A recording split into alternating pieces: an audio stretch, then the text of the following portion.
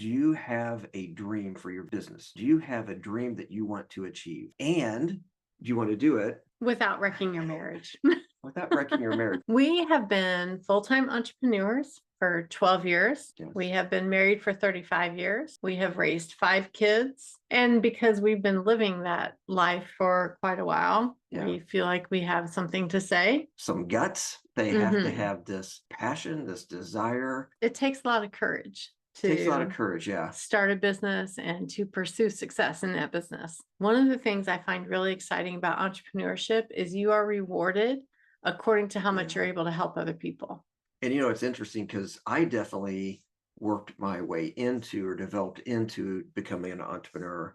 I think you had more the instinct because your dad has been an entrepreneur. Well, that's true. I was raised in a home where my dad was an entrepreneur, and so I saw it up close a lot as I was growing up and everything. And although I wouldn't have said I had that bent until we decided to take the plunge, really, but yes, there are some things that have kind of, I guess, made sense to me or come to me naturally because I was exposed to that growing up. So we have a heart for entrepreneurs, and then we also have just a heart for married couples. And to see not just people surviving, right? Oh, no, marriage is not meant just for survival. It is meant for thriving. Have you ever read the story of the first marriage in the Bible? I mean, my goodness, when Eve was presented to Adam, we kind of read it like, have you ever heard somebody read, "This is now bone of my bone"? And I mean, what he was doing was like, wow, that's what he was saying, And he said, finally. Yeah. And because he had seen all of those animals that God had him name, and there was not found a suitable helper for him. Yes. And then whenever he saw Eve, it was just like, wow, all of my life I've been searching for you. Yes, exactly. For that entire day. It had not been a long life, but yes, he had been searching for his mate, and God brought her to him. We really think that entrepreneurs are just kind of the heroes of today. They are the ones who are taking the risk, taking the chances, putting themselves out there and getting rewarded for it. And that's very exciting to us. One of the things that we help couples with is knowing what roles each of you should play in the business. That's a really important thing. I think that is maybe a little bit of some of the fear, but we help couples determine what is each individual's strengths and how can you use that to maximize the success of your business.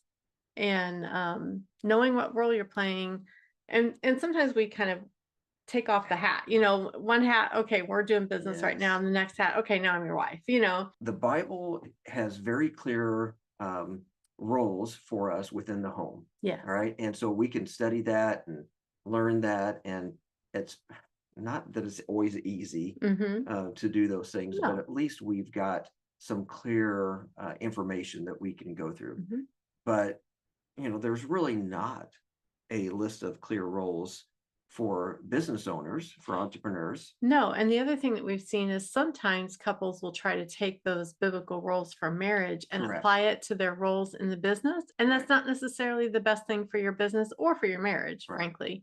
And try to apply in all areas of life. Exactly. And it really is designed within the sphere of the home. And then there's other roles and such within, like the church, for example, and within society. But there's it doesn't mean what scripture says that has to be applied to every area of our lives. And so that's part of what we walk people through there. Right. So in fact, there's one couple that we know that works together very, very well. And they have a really solid marriage. Yes. And at home, husband's definitely the head. He takes care of the family well. They order themselves according to what scripture says. When it comes to the business, she has more of a business mind in many of the areas. And so she really takes the lead and the head role, if you will, in the business. And they work it, and it works very well for them. And they're not doing nothing wrong. Right. But so there's a lot of ways to do it, I think, is what we're trying to say here. Absolutely. Absolutely. And then another thing that we've helped a lot of couples do, because we were in this boat, they're working their business really kind of as a side hustle or a side gig to the day job, but they have a dream to make that their full-time thing. And so we help them set some parameters, a lot around finances, but other things too, and prepare yourselves, your finances, your family, and your home for you to be able to come home and work the business full time. And so as we work with couples, we help them set those parameters so they recognize, oh, now's the time to take the leap. Right. And we had about 8 years of doing the business as a side gig. And that was pretty much me doing it at that stage because of the season of life and with the young kids at home and such. And so I was doing that. You were obviously very supportive, and that was encouraging and helpful for me. And then whenever we went full time, though, at it, like right before we went full time, you went deep into the business. Yes. They were really running the whole thing. And that's not necessarily how everybody has to do it, but we've just seen a lot of examples of either people waiting too long, yes, or people jumping too early. And either one can, can stunt the growth of the business or cause significant problems. At some point, there's a decision that has to be made. Yes. Am I going to choose the business or the marriage? And oh goodness, yeah, your reaction there, it's that breaks our hearts, because not only should you have both, you should, like, the marriage is 100% always the priority, right? If the business fails, we'll figure something else out. But if the marriage fails, it's devastating, and it has that ripple effect throughout well, many people. We alluded to this earlier. In business, you can jump around and do different businesses. In marriage, you're together. Right. You're with each other for life. It's and so for life. Yeah. And so we don't want to see couples who have to make that decision, that we don't want them to think that they have to make that kind of a decision, right? But get to the point where we can help them to understand that the marriage absolutely benefits the business. Yes. It's foundational to all of our relationships. And whenever that marriage is solid, and when things are strong, it just frees you up to be creative and to do things that will grow that business. And when you face challenges in the business, it doesn't feel like it's going to destroy your relationship. Yes. So if this is something where you're just like, I'm a little bit interested to hear more information about this is to serve you and to help you, no matter what stage you're at with your business. We'll find out a little bit more about what's going on, and any way that we can help with suggestions or tools that we have.